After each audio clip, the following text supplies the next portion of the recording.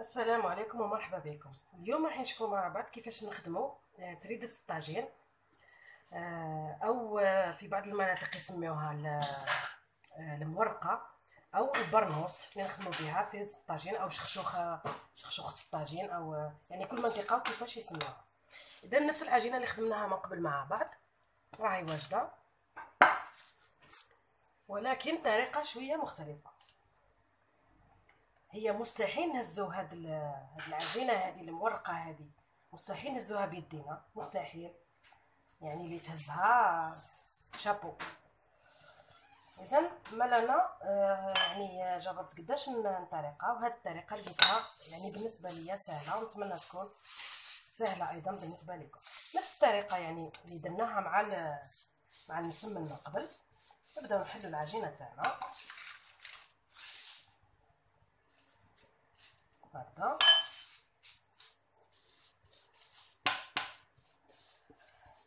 بهذه الطريقه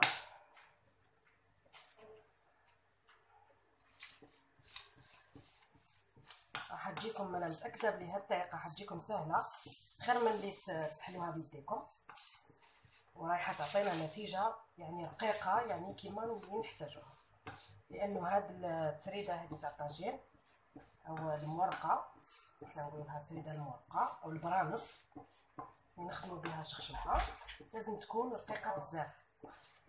هادو كي راح يديروا لنا هاد التشققات هادو اللي تشوفوا كي نجبدو هكذا، بعد رانا نلصقوهم مع بعض بهذه الطريقه، وحدهم يلصقوا. فوالا كمل نفتحها مليح على قد الورق. على هذه قلت لكم الورق ضروري جدا جدا جدا، على الاقل بالنسبه لي. اذا نحيت النيلون تاعي ونرش الورقه تاعي بالزيت بهذه الطريقه. نرش هكذا. حنقدم لكم الطاجين ونهز الورقه عادي. شوفوا كيفاش نهز الورقه عادي بيدي هكذا، نتمنى تكون واضحه. ونحطها في الطاجين بهذه الطريقه، ما نحيش الورقه حتى نشوفها بدات طيب. يعني نقلبها عادي. شوفوا كي تبدا طيب هي وحدها حتنحى من الورقه. نتمنى تكون واضحه فقط. نحاول نقدم فوالا بهذه الطريقه، ونحي الورقه تاعي وحدها راح طيب. فوالا ونطيبها عادي كيما الورقه، يعني عادي تماما. وش هي على نار تكون دليله، كون طيبها على نار قويه رايحه تيبسلي تمتم حتيبسلي. اذا نطيبها على نار تكون قليله. نحط زيت، شويه زيت ابان باش ما تطيبليش الشايحه وما تيبسليش. كي نشوفها بدات طيب، يعني هنا كل واحد ودرجه تحمل الحراره. انا مرة نخدمها بيديا عادي، نقلبها بكل بساطه. فوالا ما نخليهاش تطيب بزاف، يعني جوست باسكو راهي واقفه راهي طيب لي. فوالا نحاول نطيبها كيما العاديه تماما. نحاول نطيبها على الحراف مليح. يعني راكم تشوفوا فيها كيفاش نهز فيها، راهي طريه. ونحطها يعني في حاجه اللي تكون في اي حاجه عندكم تكون بالغطاء. لازم نغطيها باش ما تيبسليش. نعاود وحده امامكم. دابا فوالا زدت فتحت وحده يعني امامكم هنايا باش تكون الامور يعني تكون بهذه الطريقه. فتحتها عادي كما فتحت الاولى. يعني هاد لو باتوني، هاد العود هذا راه صغير، انا شريته هكذا صغير. يعني كي تلقاوه اقتنيوه راهو يعني عملي يعني بزاف. اذا لا ميم شوز نديرو الزيت. كون ما نديروش الزيت راح تجينا يابسه، خاصه الحراف. يعني نصيحه كي نحلو لازم ننتبهوا للحراف، لازم يكونوا رقاق. ماذا بينا يكونوا رقاق ما يكونوش خشن. نحاول نقدم باش تكون الامور واضحه.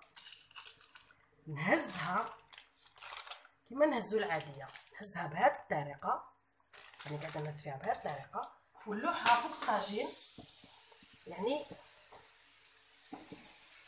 عاد فوق الطاجين نلوحها عادي. فوالا راح نبدا نلاحظ بلي راه هي بعد كي طيب راح وحدها تولي يعني تنحى من فوالا ريغاردي وحدها راح تنحى. نحي الورق نتاعي ونطيبها عادي كيما نطيب التريده العاديه. هذه هي اللي نسميوها حنايا تريده الطاجين. فوالا جوست ما تبدا هكا طيب ما نخليهاش حتى تيبس، نقلبها، نحاول نقلبها. اللي ما يقدرش يقلبها يدو يقلبها بالسباتولا عادي، يحط السباتولا من تحت هكا ويقلبها عادي. فوالا فقط على نار ديالنا.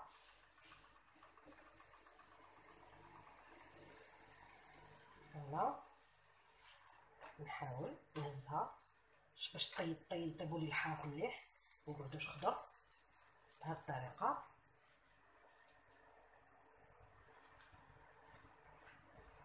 ونخبيها في يعني في طنجره تكون بلوطه.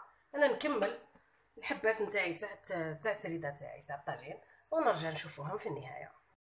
اذا تريده تاع الطاجين تاعنا راهي امامكم واجده، راهي تقريبا كما قلت لكم من قبل كما المسمن جينا تقريبا 12 حبه يعني.